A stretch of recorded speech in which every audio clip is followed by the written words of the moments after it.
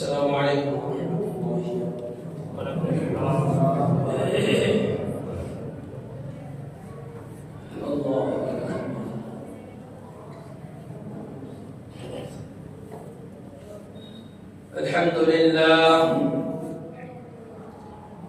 الحمد لله الذي هدانا لخير الأديان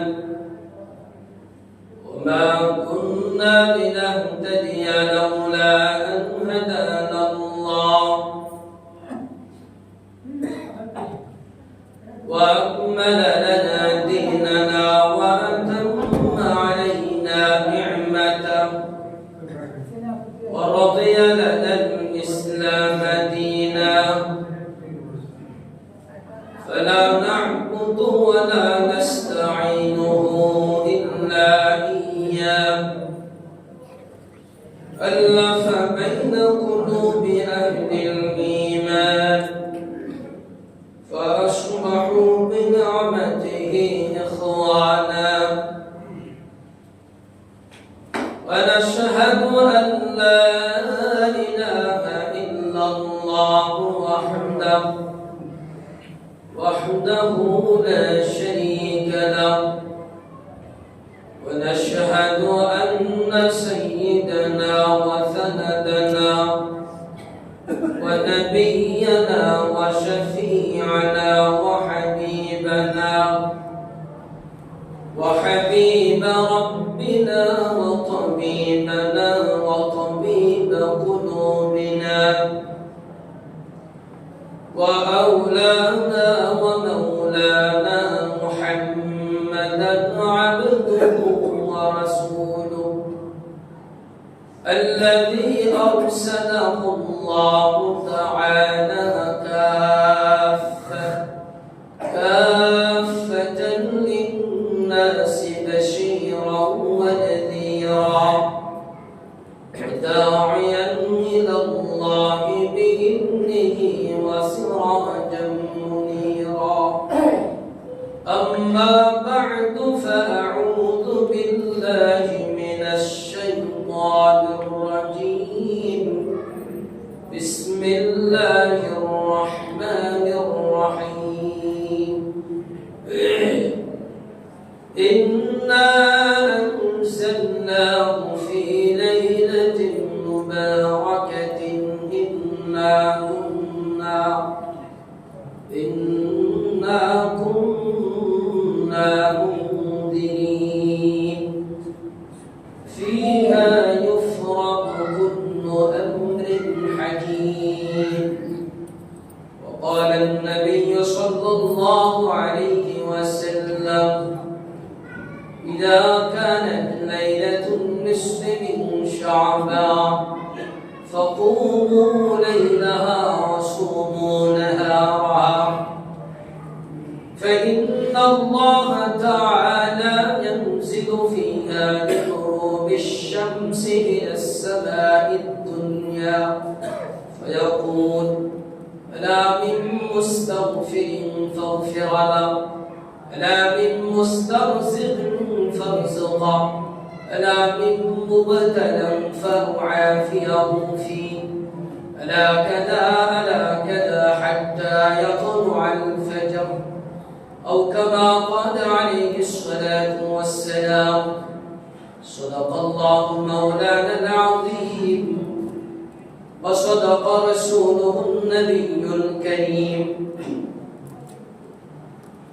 ونحن على ذلك من الشاهدين والشاكرين والذاكرين والحمد لله رب العالمين سبحانك لا علم لنا إلا ما علمتنا إنك أنت العليم الحكيم رخسار سے برقع کا ذرا پردہ اٹھا دو للہ مجھے حسن خدا داد دکھا دو للہ مجھے حسن خدا داد دکھا دو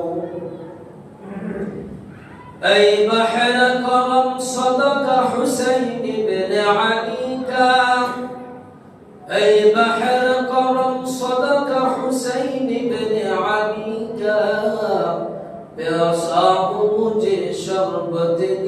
दीदार पिला दो, प्यासा हूँ मुझे शरबत दीदार पिला दो। मैं दूर है मजबूर हो, मैं दूर है मजबूर हो, ऐ सैयद आलम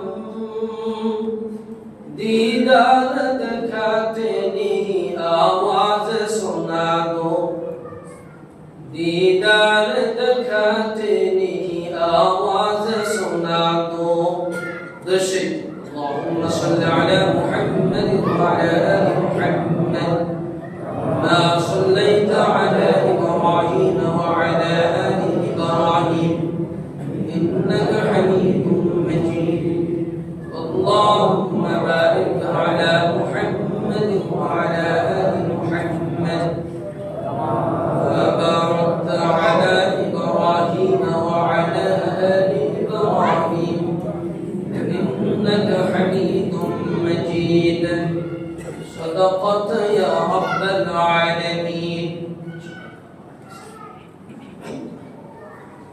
उपस्थित ইমানি ভাইরা, মহান আল্লাহ সুবহানাহু ওয়া তাআলার দরবারে লাখ কোটি শুকরিয়া, যে মহান রব্বুল ইজ্জাত আমাদেরকে 14ই শাবানে জুমাতে আল্লাহ তাআলা আমাদেরকে তার পবিত্র ঘরে উপস্থিতি এবং সমবেত একত্রিত আল্লাহর দরবারে হাজিরি দেওয়ার আল্লাহ তৌফিক দিয়েছেন। আল্লাহ পাকের বড় ইহসান, বড় অনুগ্রহ যে আল্লাহ আমাদেরকে এই পর্যন্ত হায়াত দিয়েছেন, বিদায় আসতে পেরেছেন। আল্লাহ তৌফিক দিয়েছেন, আল্লাহ মেহেরবানি করেছেন। এই জন্য 14ই শাবান পর্যন্ত আল্লাহ তাআলা আমাদেরকে এনেছেন। এই জন্য সকলে কালিমাতুল শুকরিয়া আদায় করে দিল থেকে, হৃদয় থেকে, অবনত মস্তকে সকলে বলি আলহামদুলিল্লাহ। আজকে 14ই শাবান, এই পবিত্র শাবান মাসের 14ই শাবানের দিবাগত রাত তথা 15ই শাবানের রাত্রি। আজকে 14ই শাবান, আজকে দিন গিয়ে রাত্রি, এটাকে শবে বরাতের রাত্রি বলে, দিবাগত রাত। 15ই শাবান আরবিতে রাত 28।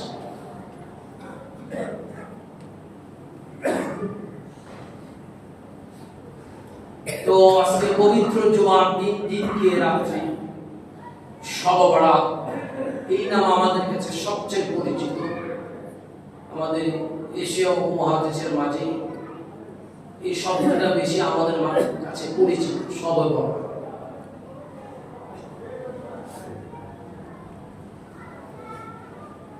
শবে বরাত এটা কোনো আরবি শব্দ নয়, প্রথম কথা মাথায় রাখতে হবে। শবে বরাত এটা কোনো আরবি শব্দ নয়, ফার্সিতে গঠিত শব্দ। শব মানে রাত, বরাত মানে মুক্তি, মুক্তির রাত, সহজ ভাবে। এই ফার্সি শব্দটা গঠিত হলো ফার্সি থেকে, শবে বরাত ফার্সি থেকে শব্দ গঠিত, এর সহজ বাংলা হলো মুক্তির রাত। এই শবে বরাত যেহেতু ফার্সি শব্দ, কোরআন হাদিসের কোথায়?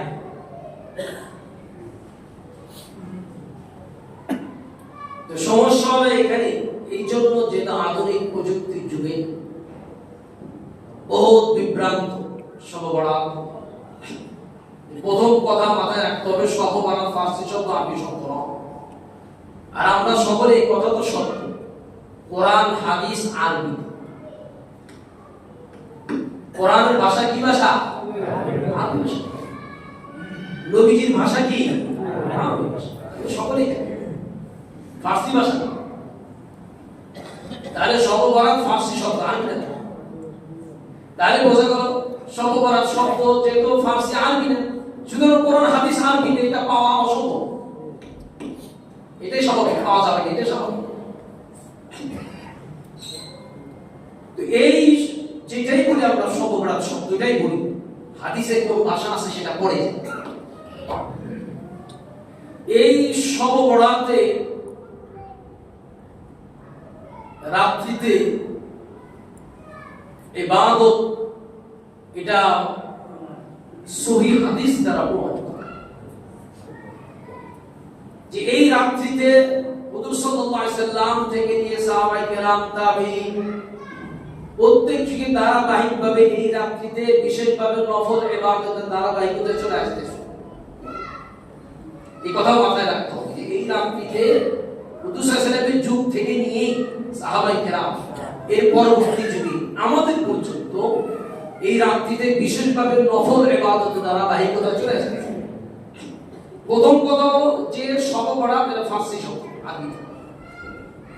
দ্বিতীয় কথা হলো শব বরাত এই রাত্রিতে নফল ইবাদতের প্রচলন নবীজির যুগ থেকে এই পর্যন্ত চলে আসছে।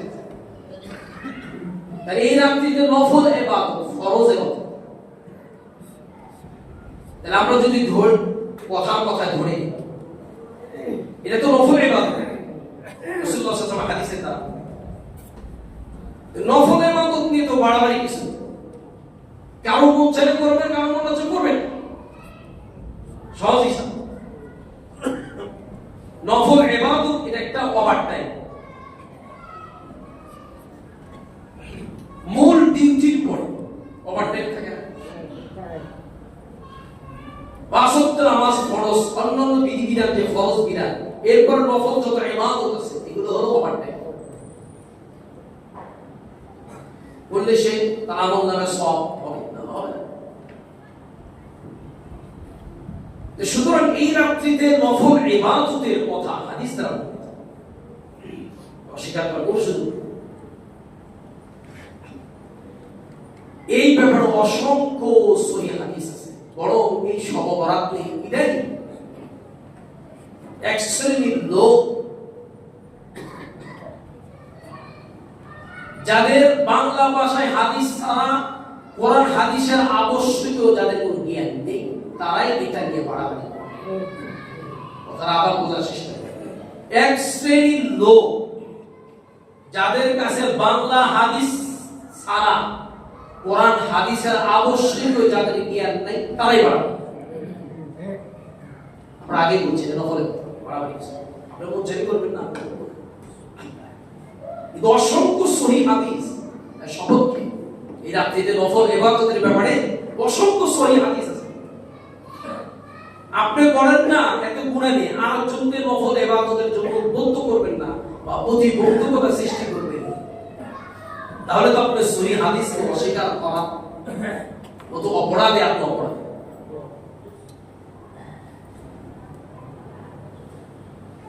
এরাই বলে সববার বলতে গেছে কেন কোরআন হাদিস হলো আরবিতে ফার্সিতে সববার শব্দ গঠিত আর তাদের কাছে বাংলা কিছু হাদিসের তরজমা অনুবাদ আছে।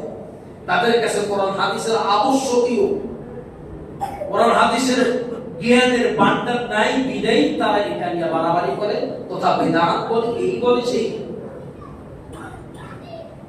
হ্যাঁ শব বরাত নিয়ে কিছু অতিরিক্ত আছে ওরা হচ্ছে রুটি বা আতশবাজি ইত্যাদি এগুলো নিষেধ। ইবাদতের নফল ইবাদতের ব্যাপারে পুরো এখানে কোনো ধরনের নিষেধ কোন হাদিস দ্বারা আছে কিনা।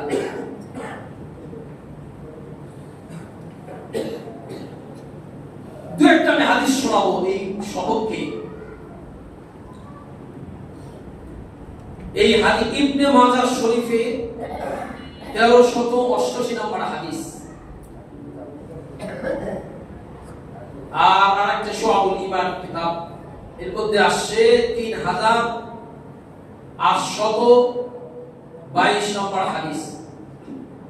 এই হাদিসটি হযরত আলী ইবনে আবি তালিব রাদিয়াল্লাহু তাআলা আনহু থেকে হাদিস قال قال رسول الله صلى الله عليه وسلم إذا كانت ليلة النصف من شعبان فقوموا ليلها وصوموا نهارها فإن الله تعالى ينزل فيها بغروب الشمس إلى السماء الدنيا فيقول ألا من مستغفر فاغفر له ألا من مسترزق فارزقه ألا من مبتلى فعافيه فيه ألا كذا حتى يطلع الفجر।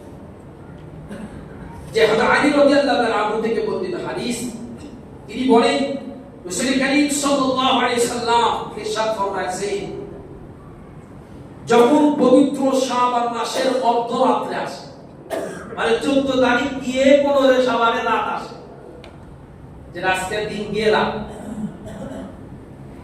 তো হুজুর সাল্লাল্লাহু আলাইহি সাল্লাম বলেছেন ফাকুমু লাইলাহা,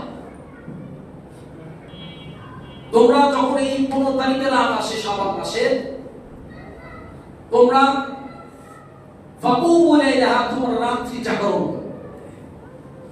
রাত্রি জাগরণের অর্থ হলো রাত্রি ইবাদত করা, কথা বলে কথা।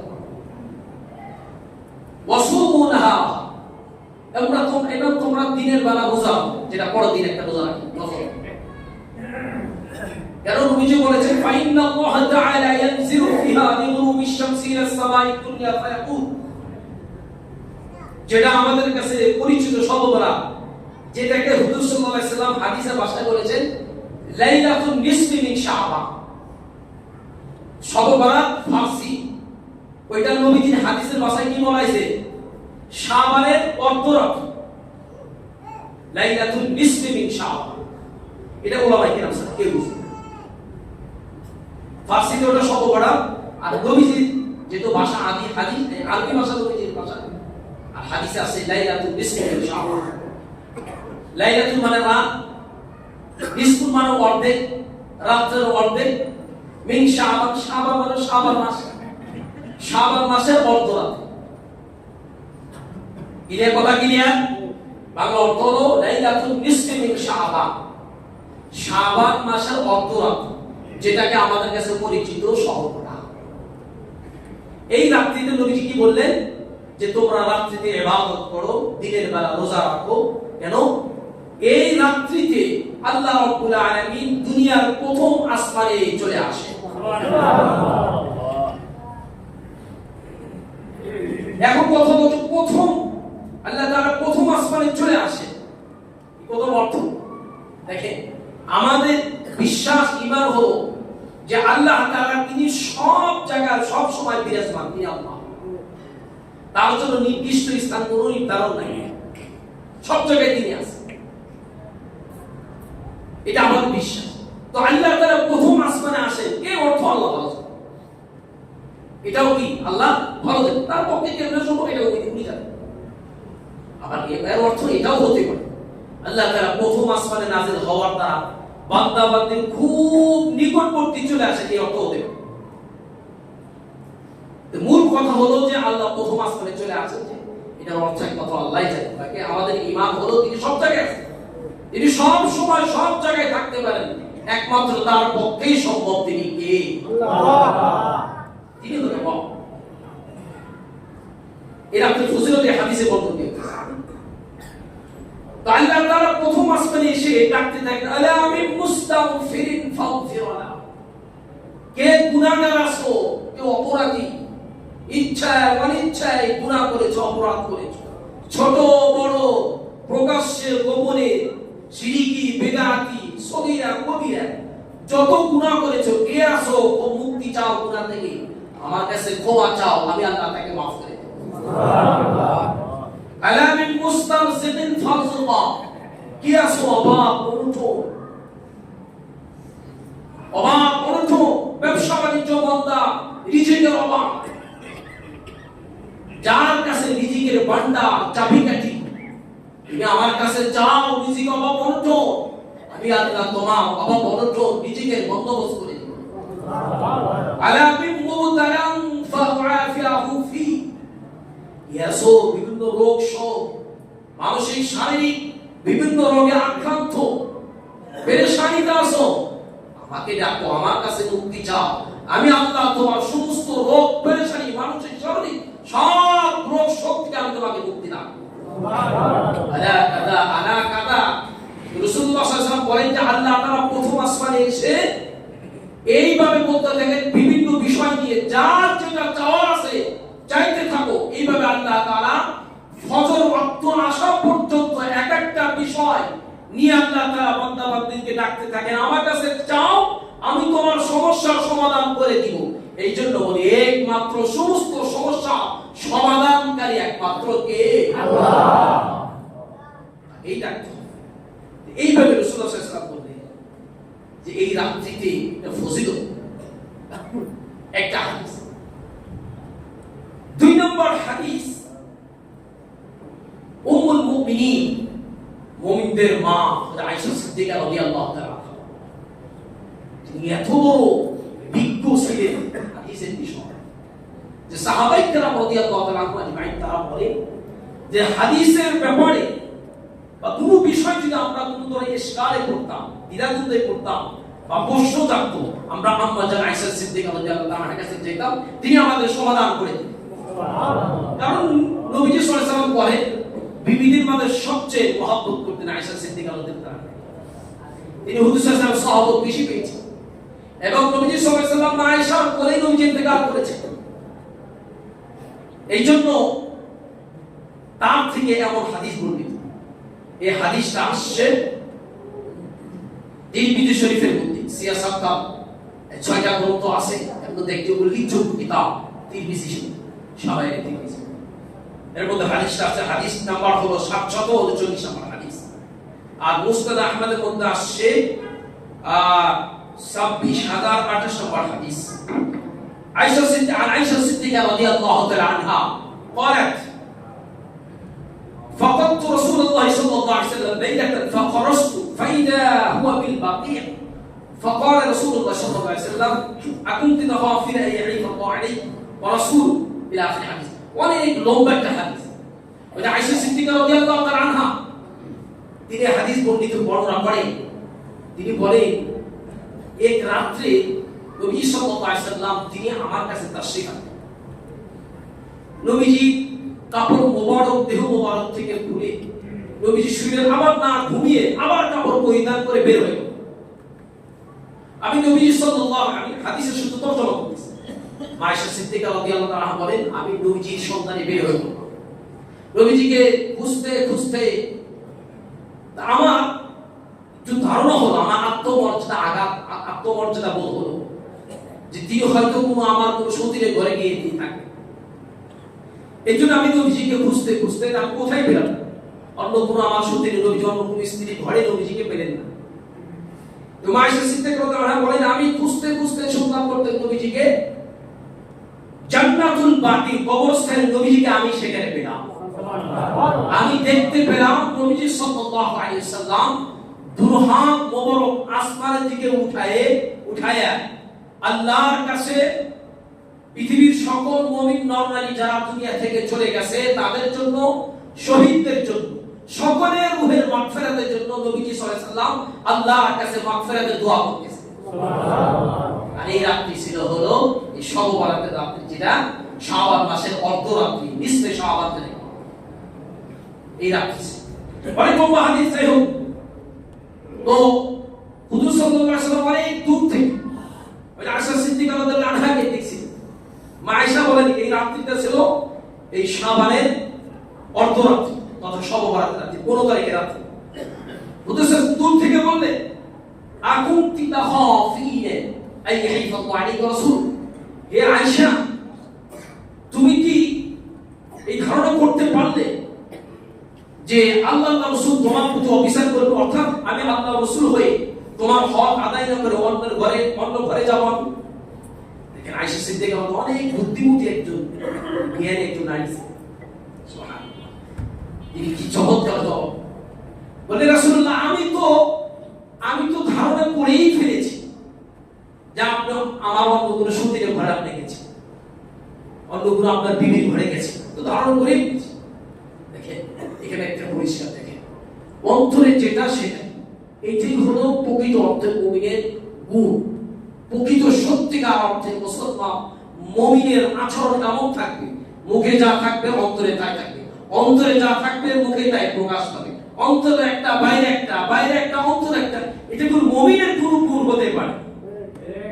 পরিষ্কার বলে দেন রাসূলের সামনে, রাসূল আমি তো ধারণা করেই ফেলেছি। এটা কোনো লজ্জার কিছু না, এটা একটা ঈমানদারের সিফাত। কে রাগ করলো, কে বেজার হলো, খুশি হলো, এটা বিষয় না।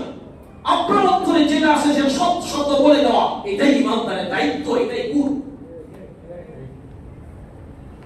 না আল্লাহকে ভয় করুন, আল্লাহকে খুশি করুন।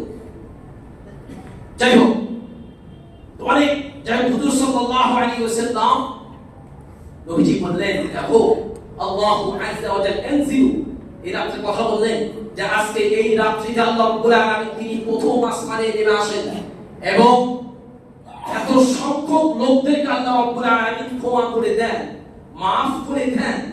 নবীজি সাল্লাল্লাহু আলাইহি ওয়াসাল্লাম সেই যুগের বনি কালব গোত্রের উদাহরণ দৃষ্টান্ত দিলেন যে সেই তৎকালীন আরবে বনি কালব একটা গোত্র ছিল। এই গোত্র তারা ব্যাপক হারে, খুব অধিক হারে তারা বকরি লালন পালন করত। হুজুর সাল্লাল্লাহু আলাইহি ওয়াসাল্লাম বললেন, এই রাত্রিতে 15 শাবানের রাত্রিতে আল্লাহ তাআলা এত অসংখ্য মানুষকে আল্লাহ তাআলা ক্ষমা করে দেন। বনি কালব গোত্রের যত বকরি আছে, এই বকরিগুলো যত তাদের গায়ে বকরিগুলো পশম আছে, এই হারে ব্যাপক হারে আল্লাহ মানুষদেরকে ক্ষমা করতে থাকে। সুবহানাল্লাহ। এটা এত ফজিলত। আমার বলতে যেটা নফল ইবাদত, নফল ইবাদত। 3 নাম্বার মুআয ইবনে জাবাল রাদিয়াল্লাহু তাআলা আনহু থেকে হাদিস। এই হাদিসটি আসছে ইবনে মাজাহ শরীফে 1390 নম্বর হাদিস, ইবনে হিব্বানের মধ্যে 5665 নম্বর। এই হাদিসের মধ্যে নবীজি মুআয ইবনে জাবাল রাদিয়াল্লাহু তাআলা আনহু তিনি বর্ণনা করেন নবীজি সাল্লাল্লাহু আলাইহি ওয়াসাল্লাম থেকে, আন নবী সাল্লাল্লাহু আলাইহি ওয়াসাল্লাম قال يطلع الله تعالى إلى خلقه في ليلة النصف من شعبان فيغفر لجميع خلقه إلا لمشرك أو مشاحن। যে মুআয ইবনে জাবাল রাদিয়াল্লাহু তাআলা আনহু তিনি বর্ণনা করেন হুজুর সাল্লাল্লাহু আলাইহি ওয়াসাল্লাম ফরমায়েছেন যে শাবান মাসের 15 তারিখের রাত্রিতে আল্লাহ তাআলা তার সৃষ্টির প্রতি, সমস্ত সৃষ্টির প্রতি আল্লাহ তাআলা তার রহমতের দৃষ্টিতে দৃষ্টি করেন, রহমতের দৃষ্টি আরোপণ করে এবং ফায়াগফিরু লিজামিই খালকি। এবং এই রাত্রিতে নবী সাল্লাল্লাহু আলাইহি ওয়াসাল্লাম ফরমান, এই রাত্রিতে শবে বরাতের রাত্রিতে আল্লাহ তাআলা সমস্ত সৃষ্টিকে আল্লাহ তাআলা ক্ষমা করে দেন। তবে ইল্লা মুশরিকিন আও মুশাহিন, রাসূল সাল্লাল্লাহু আলাইহি ওয়াসাল্লাম বললেন তবে মুশরিক ব্যতীত, তারা শিরক করে, এই রাত্রিতে আল্লাহ তাদেরকে ক্ষমা করে। আও মুশাহিন, আর যারা বিদ্বেষাপূর্ণ ভাব, বিদ্বেষাপূর্ণ ব্যক্তি, তাদের সাথে যারা বিদ্বেষী রাখে, এই দুই শ্রেণীর ব্যক্তিদের আল্লাহ। এখন মুশরিক যারা শিরক করে আল্লাহর সাথে, আল্লাহর জাতির সাথে, আল্লাহর সত্তার সাথে, সিফাতের সাথে, আল্লাহর গুণাবলীর সাথে যারা শিরক করে, আল্লাহ তাদেরকে ক্ষমা করেন এই রাত্রিতে। আর মুশাহিন, এবং যারা বিদ্বেষাপূর্ণ ব্যক্তি, যারা মানুষের সাথে বিদ্বেষ রেখে, হিংসা, তাদেরকে এই রাত্রিতে আল্লাহ ক্ষমা করেন। কোন হাদিসে আছে পিতা মাতার অবাধ্য সন্তান কেউ আল্লাহ তাআলা ক্ষমা করেন। এবং কোন হাদিসে আছে যারা টাকনুনিসে কাপড় পরে, তাদেরকে রাত্রে আল্লাহ ক্ষমা করেন। এগুলো ব্যতীত আল্লাহ তাআলা ক্ষমা করেন। তাহলে মোটামুটি আমরা বুঝতে পারলাম এই হাদিসগুলো দ্বারা অসংখ্য হাদিস আছে। এত হাদিস বলতে গেলে বলতে পারবো না, আমি উল্লেখযোগ্য কিছু হাদিস এখানে নিয়ে আসি যে হাদিস দ্বারা এগুলো দ্বারা প্রমাণিত হয় এই রাত্রির ফজিলত আছে। এই রাত্রি বেকার নয়, অনর্থক নয়। যেমন সব রাত্রি তো ইবাদত, তারপরে তো আল্লাহ বিশেষ স্পেশাল কিছু রাত্রি দিয়েছে, যেমন লাইলাতুল কদর। পুরো বছরের মধ্যে শ্রেষ্ঠ রাত্রি হলো যে রাত্রিতে আল্লাহ কোরআন নাযিল করেছেন, আর এই ব্যাপারে আল্লাহ সূরা নাযিল করেছেন। সব রাত্রি তো আল্লাহর কাছে পছন্দ, এরপর স্পেশাল যে রাত্রিতে আল্লাহ কোরআন নাযিল করেছেন, যে কোরআন সমস্ত মুক্তির চাবিকাঠি উৎস, সমস্ত রহমতের উৎস হলো এই কোরআন। সেই রাত্রি যে কোরআন নাযিল করেছে, এই রাত্রি হলো পুরো বছরের মধ্যে শ্রেষ্ঠ। ঠিক এই শবে বরাত নিসফে শাবান, শাবান মাসের 15 তারিখের রাত্রিটাও বিশেষ স্পেশাল। আল্লাহ একটা রাত্রি রেখেছে যে কেউ যদি কান্নাকাটি করে, ঘোরাচারি করে, আল্লাহ মাফ করে। আল্লাহর দরজা তো সব সময় খোলা। আল্লাহ তাআলার বান্দাদের না পছন্দ বলতে কিছু নেই, আল্লাহর কাছে না পছন্দ বলতে কিছু। আমি আপনার যত গুনাহ হোক আল্লাহ রহমতের কাছে কিছুই ক্ষমা প্রার্থনা। তাহলে মোটামুটি হাদিসগুলো দ্বারা বোঝা গেল যে এই রাত্রিতে আমরা বিশেষভাবে নফল ইবাদত করব। এরপরে হলো আমরা দিনের বেলা পরের দিন একটা নফল নিত রোজা রাখতে পারি যারা সুস্থ আছে। আর 3 নাম্বার হলো আল্লাহর কাছে ক্ষমা প্রার্থনা। সব ধরে যার যেটা সমস্যা আছে, যার যত সমস্যা আছে, যত কষ্ট বেদনা যার কিছু আছে সব কিছু আল্লাহর কাছে ফরিয়াদ করা, আল্লাহর কাছে পেশ করা। আমরা দুনিয়ার মানুষের কাছে দুনিয়ার মানুষের কাছে কান্না, এই কান্না কান্না যদি আল্লাহর কাছে করা আমরা সাকসেস। যাই হোক 3 নম্বর। 4 নম্বর হলো যে যেটা আমরা একটা হাদিস দ্বারা প্রমাণিত যে এই রাত্রিতে দুনিয়া থেকে যারা মুমিন নরনারী যারা চলে গেছে তাদের ইসাদের সওয়াবিত হবে। যত মুমিন নরনারী চলে গেছে সবার জন্য দোয়া। 5 নম্বর হলো যে হুজুর সাল্লাল্লাহু আলাইহি সাল্লাম মায়েশা বললেন আমি এই রাত্রিতে দেখলাম কি নবীজি জান্নাতুল বাকিতে দুটো হাত তুলে সবার জন্য দোয়া করতেছেন। তাই নবীজি কবরে জিয়ারত করতে গেছে। কিন্তু এখানে একটা বিষয়, আমাদের কবর জিয়ারতের যে ঢোল পিটানো এটা ঠিক যে একটা বিশাল দলবদ্ধ নিয়ে মিছিলের মতো আনন্দ উৎসব মতো না। হুজুর এমন ভাবে গেছে যে মা আয়েশাও জানে, ঠিক না বেটি? মা আয়েশাও জানে না যে হুজুর কই গেছে। এটা হতে পিতা মাতা চলে গেছে, ভাই বোন চলে গেছে, ভালো কবর জিয়ারত মাঝে মাঝে করেন, সুন্নত ভালো। কবরস্থানে অন্তর নরম হয়, সেখানে গিয়ে বড় কথা মনে হয় যে দুনিয়া কিছুই নেই। সবাইকে যত বড় মন্ত্রী মিনিস্টার কোটিপতি রিকশাওয়ালা গরিব ধনী নির্বিশেষে সকলকে আপনার আসতেই হবে। মাটির তৈরি মাটির সাথে মিশে এই জন্য মাঝে মাঝে পিতা মাতাদের সাথে কবর জিয়ারত করা হয়। তবে আমরা বিশেষ করে আজকে আমরা যেতে পারি, তবে আমরা হইচই করে মানুষের অন্য মানুষের কষ্ট দিয়ে আমরা কোনো কাজ করব। 6 নম্বর হলো যে এই রাত্রি যেহেতু একটা ফজিলতপূর্ণ রাত্রি, একটা নফল ইবাদতের একটা স্পেশাল, সুতরাং এই রাত্রিতে আমরা যতটুকু সম্ভব ফুকায়ে কেরাম বলেছেন যেহেতু ইবাদতের একটা বিশেষ রাত্রি, গোসল করা উত্তম মুস্তাহাব ভালো, গোসল করে নেওয়া ভালো উত্তম, তাই পবিত্রতাটা আরো ভালোভাবে বলতে হবে। তো উত্তম ভাবে পবিত্রতা অর্জন করে এই রাত্রিতে ইবাদত করা ফুকায়ে কেরাম বলেছেন মুস্তাহাব আর ভালো উত্তম। আমরা এই মোটামুটি 6টা আমল বিশেষভাবে করতে পারি। আবার কেউ যদি সালাতুত তাসবিহ নামাজ পড়তে চায় পড়তে পারে, কারণ সালাতুত তাসবিহ নামাজের ব্যাপারে হুজুর সাল্লাল্লাহু আলাইহি সাল্লাম বলেছেন তার চাচা, যে আমার চাচা আব্বাস রাদিয়াল্লাহু আনহু বলেছেন আমার চাচা আপনাকে আমি এমন একটি নফল এমন একটি ইবাদতের কথা বলবো, যদি আপনি পারেন প্রত্যেক দিন করবেন, যদি না পারেন সপ্তাহে একদিন করবেন, যদি তাও না পারেন আপনি মাসে একবার করবেন, যদি তাও না পারেন বছরে একবার করবেন, যদি তাও না হয় সালাতুত তাসবিহ জীবনে একবার হলে আপনি করবেন।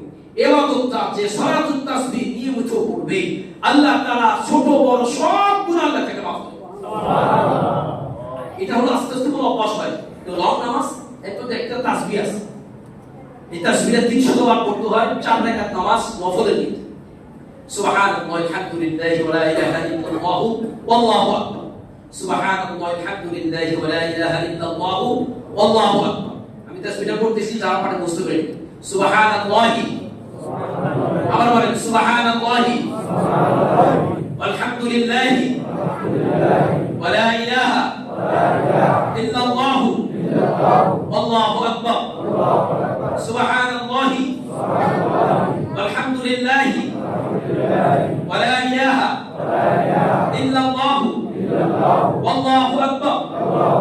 سبحان الله والحمد لله ولا إله إلا الله والله أكبر. سبحان الله والحمد لله ولا إله إلا الله والله أكبر. এই তাসবিহটা এই নফলের নিয়তে 4 রাকাত নামাজের ভাগ করতে হবে। আমি একটু সময় নিতে এই নিয়মটা সংক্ষেপে বলতেছি। আমি যেভাবে পড়ি আমার কাছে সহজ লাগে, যে যেভাবে পড়ে এই 4 রাকাত নামাজে এই তাসবিহা 300 বার করতে হয়। প্রত্যেক রাকাতে 75 বার, প্রত্যেক রাকাতে আপনি 75 বার যে যেভাবে মিলাইতে পারেন, বাকি প্রত্যেক রাকাতে যেন 75 বার। 4 75 কত? 300। এই তাসবিহা 300 বার করতে হয় প্রত্যেক রাকাতে 75 বার। এখন প্রত্যেক রাকাতে রুকু আছে, সিজদা আছে, তাসবিহ আছে, আছে না নাই?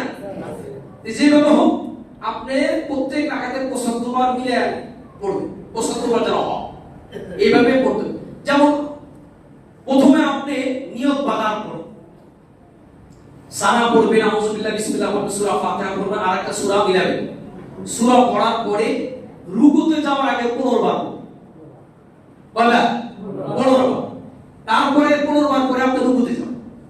রুকুতে যাওয়ার পরে তাসবিহ আছে সুবহান রাব্বিল আযীম 3 বার পড়বেন, কথা 3 বার করে 10 বার করবেন। এটাই তাসবিহ সুবহানাল্লাহ আলহামদুলিল্লাহ ওয়া লা ইলাহা ইল্লাল্লাহ বলা 10 বার। তাহলে কবে হলো? গেল। রুকু থেকে উঠবে, সুবহানাল্লাহু লিমান হামিদা বলার পরে সিজদাতে যাওয়ার আগে আবার 10 বার। কবে হলো? 10 বার করে আবার আপনি ডাইরেক্ট সিজদাতে, সিজদাতে যাওয়ার পরে সিজদা তাসবিহ আছে সুবহান রাব্বিয়াল আ'লা 3 বার, 3 বার পরে এখানে 10 বার। কবে হলো বলে? আচ্ছা, এরপরে আপনি প্রথম সিজদা থেকে উঠে বসেন না, বসার পর আবার 10 বার। কবে হলো? এরপর আবার আরেকটা সিজদা বাকি আছে, আবার দ্বিতীয় সিজদায় যাওয়ার পরে সুবহান রাব্বিল আ'লা করে আবার 10 বার। কবে হলো? এবার আবার সিজদা থেকে উঠে ডাইরেক্ট একা করলেন। আপনি দাঁড়ানোর আগে বসে যাবেন, আগে উঠবেন না, বসে আবার 10 বার। ওই 10 বার পড়ে আবার দাঁড়াবেন, তারা আবার ওই প্রথম রাকাতের নিয়ম অনুযায়ী আবার 75 বার। তবে যেহেতু দ্বিতীয় রাকাতে বৈঠক করতে হয়, তাশাহুদ আছে না, এই তাশাহুদের আগে আপনাকে 10 বার করে নিতে, 10 বার করে তারপর তাশাহুদ করে আবার দাঁড়ায় 2 রাকাত শেষ। আবার সেম ওই পূর্বের মতোই আপনি পড়বেন। পড়ার পর আবার শেষ চতুর্থ রাকাতে, শেষ নাম্বার রাকাতে আপনি আবার তাশাহুদের আগে এটা 10 বার পড়ে তারপর তাহিয়াতুদ দুরুদ দোয়া মাসুরা পড়ে আপনি শেষ করবেন। কয়বার হলো? 300 বার। প্রত্যেক রাকাতে 75 বার। এটা হলো নিয়ম। এছাড়া যদি আপনি প্রত্যেক রাকাতে রুকুতে 20 বার করলেন, কোনো অসুবিধা, আপনাদের 75 বার দেওয়া। আল্লাহ তাআলা আমাদের সকলকে এই রাত্রে কদর করা তৌফিক দান করেন। এবং বিশেষ করে আরেকটা কথা বলি, আমরা যেন শুধু এক রাত্রে ইবাদত করেই যেন ইবাদত বন্দেগী ছেড়ে না, এমন যেন ধোঁকাবাজি যেন আমরা কেউ না। এমন হতে পারে আমরা এখন থেকে এই রাত্রি আল্লাহর কাছে সাচ্চি দিই, একটা সত্যিকার অর্থে খাঁটি দিলে তওবা করি, নিজেকে শুধরিয়ে যে না আর নামাজ কালাম ছাড়বো না, আর ভুল পথে যাব না, আর বিভ্রান্ত পথে যাব, আমি আল্লাহ রাসূলের বাতলানো আল্লাহ রাসূলের পথে থেকে নিজের জীবনকে সাজাবো, সুন্দর করব। এরকম যেন মন মানসিকতা নিয়ে যারা ইবাদত হয়, তাহলে এই ইবাদতের দ্বারা আপনার জীবনটা পরিবর্তন হতে পারে ইনশাআল্লাহ। আল্লাহ আমাদের তৌফিক দান। আমিন।